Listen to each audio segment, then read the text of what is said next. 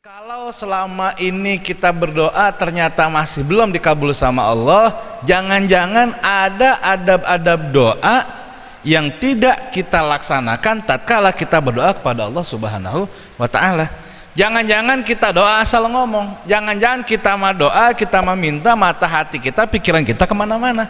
Maka wajar kalau doa kita tidak diterima oleh Allah Subhanahu wa taala. Orang kita lagi minta tapi hati kita kemana tahu. Kita lagi doa, pikiran kita di mana tahu. Gimana mau dikasih sama Allah, gimana mau ijabah sama Allah, karena kita sendiri sudah berdoanya dengan main-main secara tidak langsung. Nah, mudah-mudahan dengan 10 adab yang coba kami terangkan di sini, mudah-mudahan setiap kali kita berdoa kepada Allah Subhanahu wa taala, doa kita mudah-mudahan diterima oleh Allah Subhanahu wa taala. Assalamualaikum warahmatullahi wabarakatuh. Alhamdulillah, salatu wassalamu ala rasulillah Muhammad ibn Abdillah wa ala alihi wa sahbihi wa mawalah. Asyhadu an la ilaha illallah wahdahu la syarikalah wa asyhadu anna Muhammadan abduhu wa rasuluh la nabiyya ba'dah, amma ba'du. Hadirin para pemirsa Risalah Dakwah TV yang dirahmati Allah Subhanahu wa taala, alhamdulillah kita masih bisa menikmati udara segar, kita masih bisa bercengkrama dengan keluarga kita, bercanda dengan anak kita, bercanda dengan istri, dengan kerabat-kerabat kita, masih bisa berjalan ke sana, ke sini, naik motor, naik kendaraan lainnya. Semua itu adalah nikmat yang Allah berikan kepada kita semua. Tanpa adanya nikmat Allah, baik itu nikmat sehat, panjang umur, dan nikmat yang lainnya, saya kira kita tidak akan bisa melakukan apapun tanpa adanya nikmat-nikmat tersebut. Maka patut bersyukur kita kepada Allah Subhanahu wa taala dengan nikmat-nikmat yang telah diberikannya. Mudah-mudahan dengan kita mensyukuri segala nikmat yang telah Allah berikan kepada kita, Allah akan menambahkan nikmatnya kepada kita semua. La in syakartum la azidannakum wa la in kafartum inna azabi lasyadid. Salawat salam semoga selalu terlimpah curah kepada baginda Nabi besar Muhammad sallallahu alaihi wasallam, kepada keluarganya, sahabatnya, dan juga kita selaku umatnya yang terus berusaha selalu dalam melaksanakan segala perintah-perintahnya dan berusaha selalu meninggalkan apa yang beliau larang. Mudah-mudahan kita mendapatkan syafaat dari Rasulullah sallallahu alaihi wasallam kelak di yaumil qiyamah. Amin ya rabbal alamin.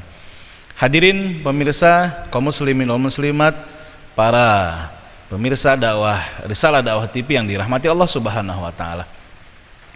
Kita sering berdoa kepada Allah Subhanahu wa taala. Terkadang kita selalu berharap doa kita ini selalu ingin dijawab oleh Allah Subhanahu wa taala. Tanpa tahu doa ini akan diterima atau tidak. Tanpa tahu doa ini akan didengar atau tidak. Kita hanya ingin selalu setiap kali berdoa, doa kita selalu ingin dijawab oleh Allah Subhanahu wa taala. Terkadang tatkala doa itu tidak diijabah, kita selalu berprasangka buruk kepada Allah Subhanahu wa taala. Kenapa doa saya kok tidak diterima oleh Allah Subhanahu wa taala? Padahal saya doa sudah maksimal mungkin. Saya doa sudah sekuat tenaga. Saya doa sudah benar-benar berdoa kepada Allah Subhanahu wa taala. Tapi kok hasilnya tidak ada? Kok Allah tidak mengijabah doa saya? Nah, berarti bukan doanya yang salah, tapi ada sesuatu yang belum kita laksanakan dalam berdoa kepada Allah Subhanahu wa taala. Sebab doa itu seperti kita meminta. Doa itu diibaratkan seperti kita meminta kepada orang tua. Kalau kita minta kepada orang tua dengan sopan, dengan lemah lembut, dengan penuh kasih sayang, dengan penuh perasaan kepada orang tua, maka orang tua pun akan memberikan sesuatu yang kita minta. Begitupun juga dengan berdoa kepada Allah Subhanahu wa taala. Tatkala kita berdoa kepada Allah, maka kita harus menghadirkan hati kita kepada Allah Subhanahu wa taala. Kita harus khusyuk. Nah, ada beberapa kiat yang akan kita bahas pada pertemuan kali ini. Kita akan bicarakan, kita akan obrolkan. Ada beberapa adab agar doa kita insya Allah diijabah oleh Allah Subhanahu wa taala. Karena doa itu adalah ad-du'a'u silahul mu'minin. Doa itu senjatanya orang muslim. Dan doa itu merupakan ibadah kepada Allah Subhanahu wa ta'ala. Tatkala doa kita tidak diijabah pun kita sudah melakukan ibadah kepada Allah Subhanahu wa ta'ala. Dikatakan oleh Imam Ghazali di dalam kitab Ihya Ulumuddin, kalau di sini kami mencoba menerangkan itu di dalam kitab Azkar Nawawi. Kalau di kami ini ada di halaman 353 dalam babu fi adab doa, yaitu di baris bawah. Kata Imam Ghazali, waqala Imam Abu Hamid Al-Ghazali fil Ihya, kata Imam Abu Hamid Al-Ghazali, jadi Imam Ghazali itu namanya adalah Abu Hamid. Fil Ihya, di dalam kitab Ihya menjelaskan adab doa ya syaratun. Adab-adab berdoa itu ada 10. Jadi kalau selama ini kita berdoa ternyata masih belum dikabul sama Allah, jangan-jangan ada adab-adab doa yang tidak kita laksanakan tatkala kita berdoa kepada Allah Subhanahu wa ta'ala. Jangan-jangan kita doa asal ngomong, jangan-jangan kita mah doa, kita meminta, mata hati kita, pikiran kita kemana-mana. Maka wajar kalau doa kita tidak diterima oleh Allah Subhanahu wa ta'ala. Orang kita lagi minta tapi hati kita kemana tahu, kita lagi doa pikiran kita di mana tahu, gimana mau dikasih sama Allah, gimana mau ijabah sama Allah, karena kita sendiri sudah berdoanya dengan main-main secara tidak langsung. Nah, mudah-mudahan dengan 10 adab yang coba kami terangkan di sini, mudah-mudahan setiap kali kita berdoa kepada Allah Subhanahu wa ta'ala, doa kita mudah-mudahan diterima oleh Allah Subhanahu wa ta'ala.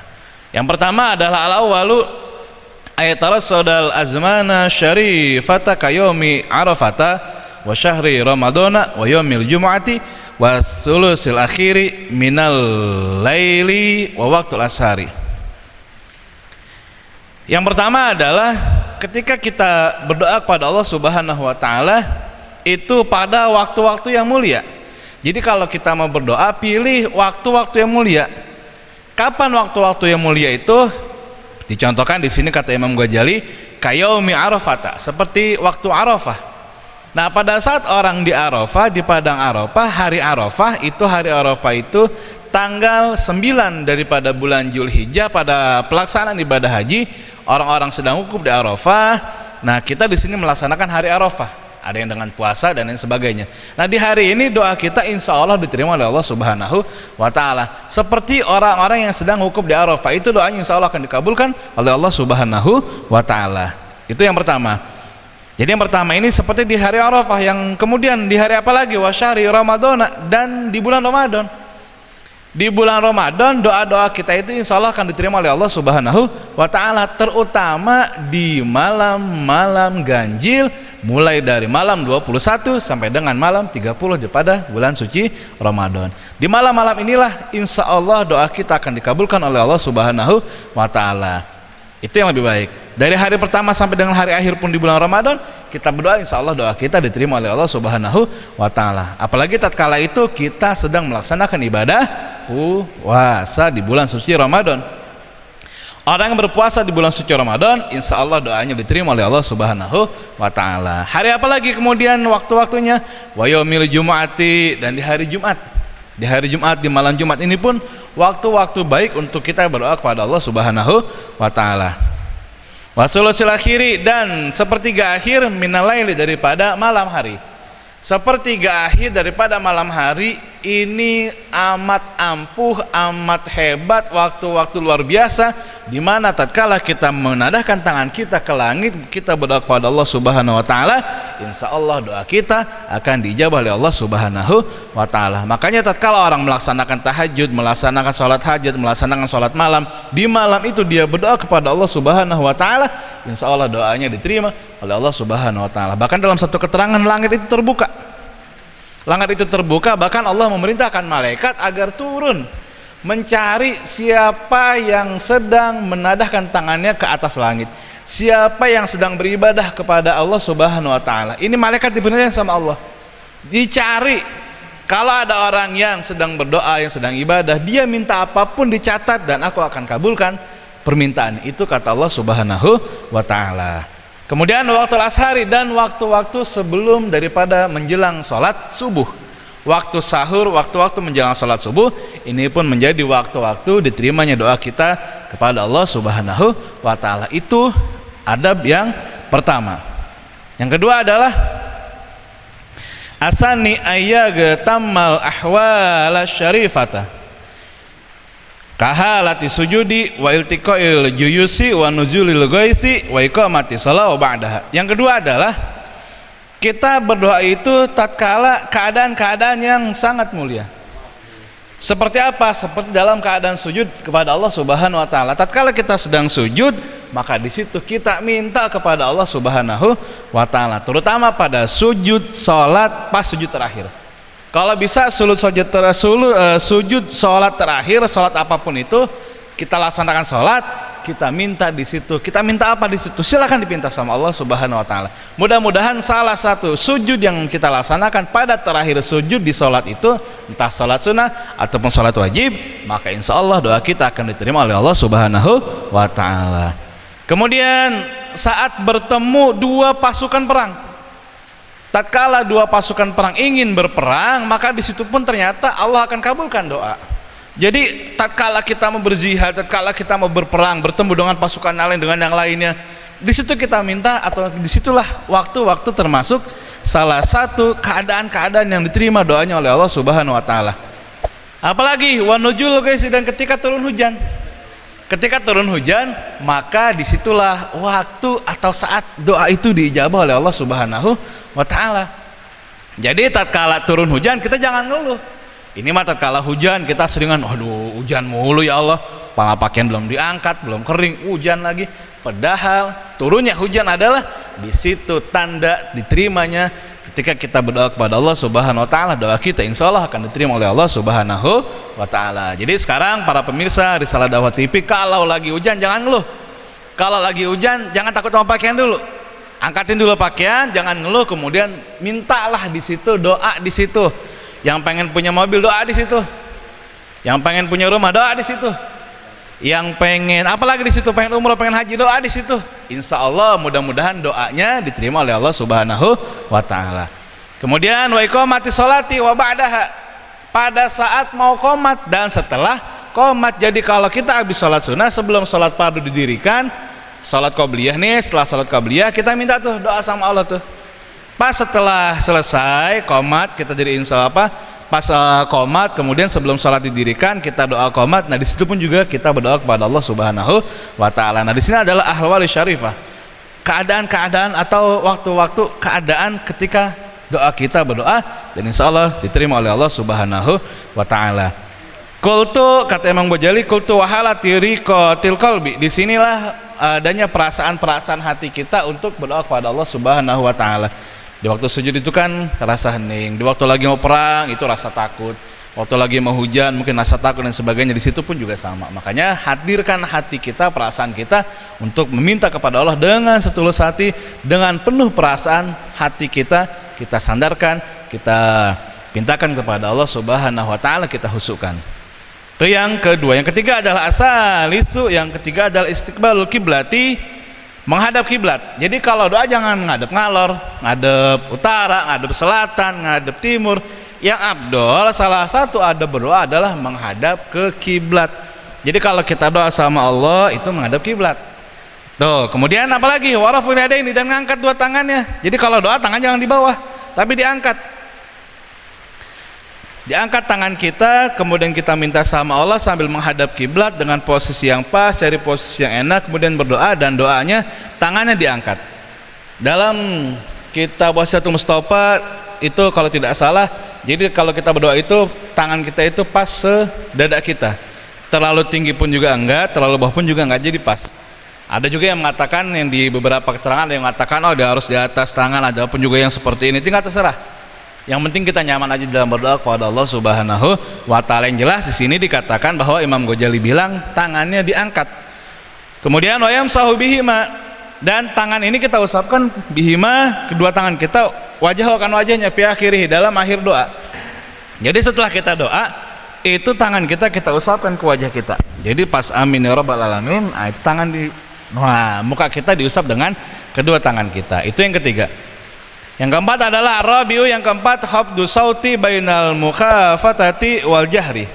Yang keempat itu merendahkan suara. Jadi kalau doa itu jangan kencang.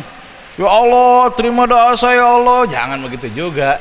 Slow aja. Jadi jangan terlalu keras, jangan terlalu tinggi, suaranya juga jangan terlalu rendah. Jangan kita doa, ya Allah, terima doa saya ya Allah. Jangan juga terlalu rendah, tapi jangan terlalu tinggi juga. Jadi sedang. Ausat, tengah-tengah. Jadi kalau kita berdoa kepada Allah, suara kita juga jangan dikerasin, apalagi direndahin juga jangan. Jadi antara keduanya tengah-tengah. Jadi gitu kalau doa. Nah, yang keempat ini salah satu adabnya adalah tidak meninggikan suara, tidak juga merendahkan suara. Jadi pas suaranya. Itu yang keempat. Yang kelima, al-khamis, yang kelima, al-takallafa as-sajaa wa qad fassara bil i'tadu fi du'ai. Wal aula ayyak tasira ala da'awatil ma'surati. Yang kelima ini adalah kalau kita berdoa itu jangan berpura-pura. Jangan juga seperti pakai sajak-sajak atau kayak baca puisi, yang nggak usah juga. Jadi doanya itu cukup dengan doa-doa kalimat-kalimat yang ringkas.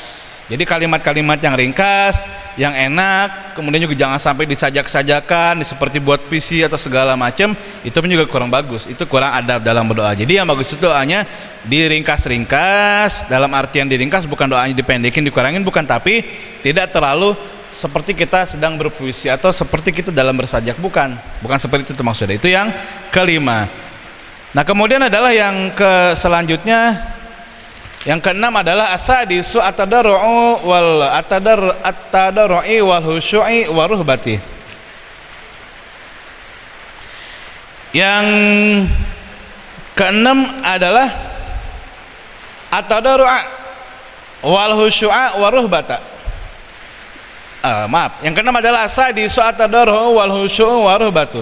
Yang keenam itu kalau kita berdoa itu harus khusyuk, merendahkan diri, mengakui bahwa kita itu hamba yang doib, mengakui bahwa kita itu hamba yang banyak salah, mengakui bahwa kita itu hamba yang penuh dengan berlimang dosa, penuh dengan kesalahan.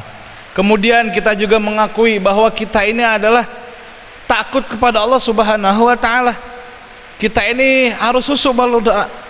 Jadi kalau doa itu kita ngerasa bahwa kita ini makhluk yang lemah, makhluk yang banyak dosa, kemudian kita harus khusyuk juga, dan kemudian juga kita harus takut dalam berdoa kepada Allah Subhanahu wa ta'ala. Sehingga kalau ada tiga ini juga menjadi salah satu adab, insya Allah diterima doanya kita kepada Allah Subhanahu wa ta'ala. Bahkan di sini dikatakan dalam kitab ini, kata Allah, qala Allah ta'ala, ud'u rabbakum tadarruan wa khufyatan.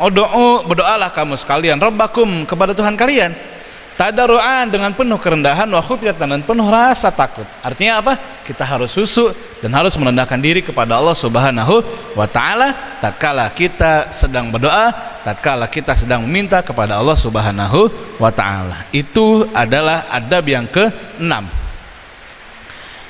Kemudian adab yang ketujuh adalah asabi'u, dan yang ketujuh an yajzima bitallabi wa yuqana bil ijabati wa yasduqa raja'ahu fiha. Yang ketujuh adalah kalau kita berdoa itu benar-benar hatinya itu kudu mantap, benar-benar meyakinkan bahwa doa kita ini akan diterima oleh Allah Subhanahu wa ta'ala. Benar-benar bahwa kita berharap doa ini bisa usul dan bisa sampai kepada Allah Subhanahu wa ta'ala dan bisa dijawab oleh Allah Subhanahu wa ta'ala. Jangan kita doa di mulut, tapi di hati kita ngomong begini. Di mulut misalkan kita ngomong, ya Allah ampuni dosa saya ya Allah, ya Allah kebutuhan saya banyak ya Allah, ya Allah saya belum punya anak ya Allah, tolong beri keturunan kepada saya. Di mulut ngomong begitu, di hati tapi ragu. Tapi mulut mau ngomong tapi hati ragu. Doa saya kira-kira diterima enggak ya? Doa saya gimana nanti ya? Nah, jangan begitu. Allah tidak suka. Jadi Allah itu kan tergantung sangkaan hambanya. Ya kalau kita ragu sama Allah, ya Allah juga ragu ngasih kita. Nah, makanya kalau kita doa, mantapkan hati kita bahwa yakin doa kita akan diterima oleh Allah Subhanahu wa ta'ala. Enggak diterima sekarang, mungkin kita doa besoknya. Enggak diterima besoknya, mungkin lusanya enggak minggu, mungkin diterima seminggu kemudian. Wah, enggak juga sebulan, wah tahunan. dan pasti satu saat doa kita akan diterima oleh Allah Subhanahu wa taala. Kapan nanti? Di akhirat. Kalau kita berdoa di dunia enggak diterima, di akhirat itu diterima. Pada hakikatnya doa itu diterima sama Allah Subhanahu wa taala. Cuma nanti kadang-kadang yang enggak dikabulkan di dunia itu dikabulkan di akhirat. Nanti akan berupa ganjaran, berupa kebaikan yang itu bisa nambahin kebaikan kita tatkala kita mengerjakan ibadah di dalam dunia.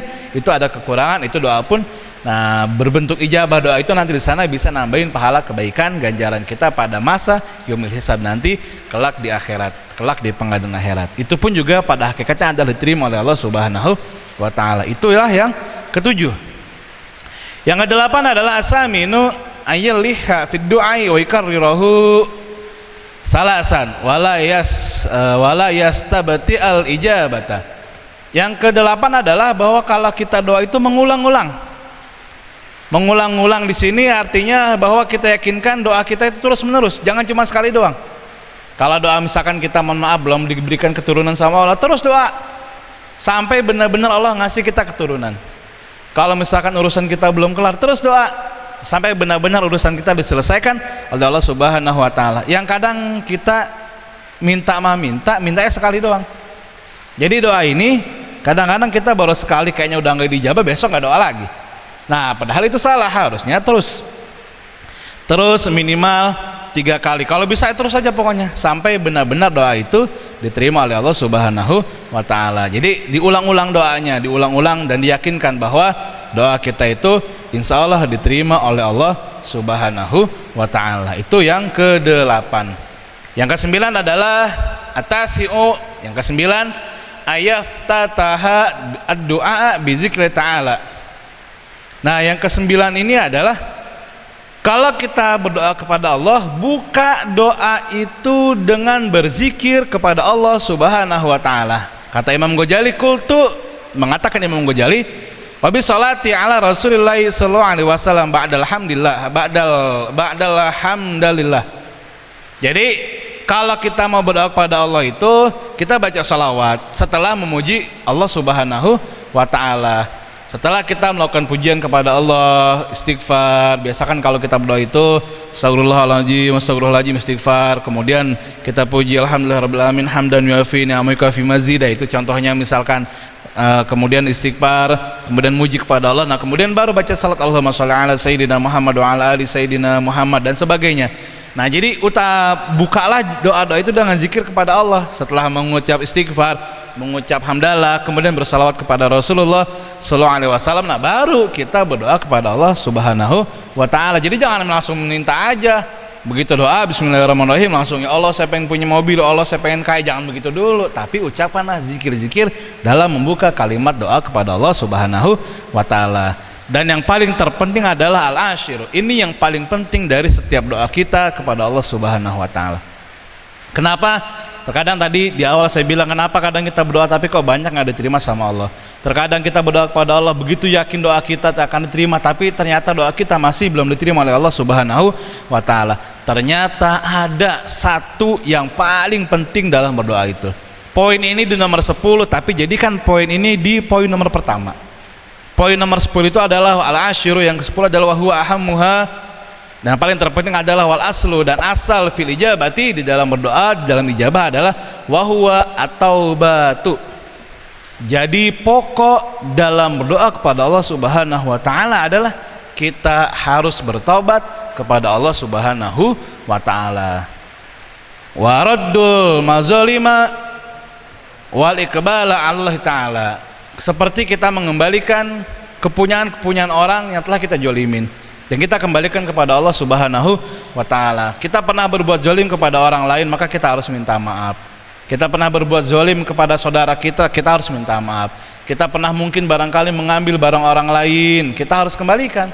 Kalau memang takut kita kembalikan jadi masalah, ya minimal barang itu kita sedekahkan, mudah-mudahan dengan harapan kita bisa diterima, ataupun kejoliman-kejoliman yang pernah kita lakukan kita bisa diterima oleh Allah Subhanahu wa taala dan dimaafkan oleh Allah Subhanahu wa taala, serta dimaafkan oleh orang yang pernah kita jolimin. Jadi yang terakhir ini adalah poin yang paling penting, taubat, kemudian kita mengembalikan perbuatan-perbuatan jolim kita kepada Allah Subhanahu wa taala. Artinya kita mengaku jolim kepada orang lain, kita mengaku salah, kita minta maaf kepada orang lain, kemudian kita berdoa kepada Allah, bertobat kepada Allah dengan taubatan nasuha.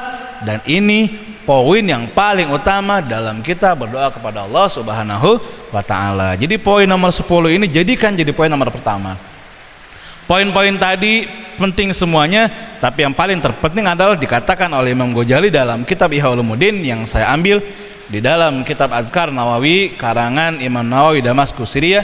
Itu beliau mengatakan di sini, ditulis sama beliau dari kitab Ihya, bahwa yang terpenting dalam doa adalah taubat kepada Allah Subhanahu wa ta'ala. Tatkala kita sudah bertobat, tatkala Allah terima taubat kita, kita sudah bersih daripada dosa-dosa dan kesalahan kita, insya Allah doa kita akan diijabah oleh Allah Subhanahu wa ta'ala. Hadirin pemirsa Risalah Dakwah TV yang dirahmati Allah Subhanahu wa ta'ala, inilah 10 adab dalam kita berdoa kepada Allah Subhanahu wa ta'ala. Mudah-mudahan dengan 10 adab tadi yang kami bacakan di dalam kitab Azkar Nawawi, mudah-mudahan menjadi referensi kita, mudah-mudahan menjadi satu acuan kita tatkala kita ingin berdoa kepada Allah Subhanahu wa ta'ala. Jadi tatkala kita berdoa 10 ini kita laksanakan, maka kita yakinkan bismillah, mudah-mudahan doa kita diterima oleh Allah Subhanahu wa ta'ala. Mudah-mudahan ada manfaatnya untuk semuanya, baik diri kami ataupun para pemirsa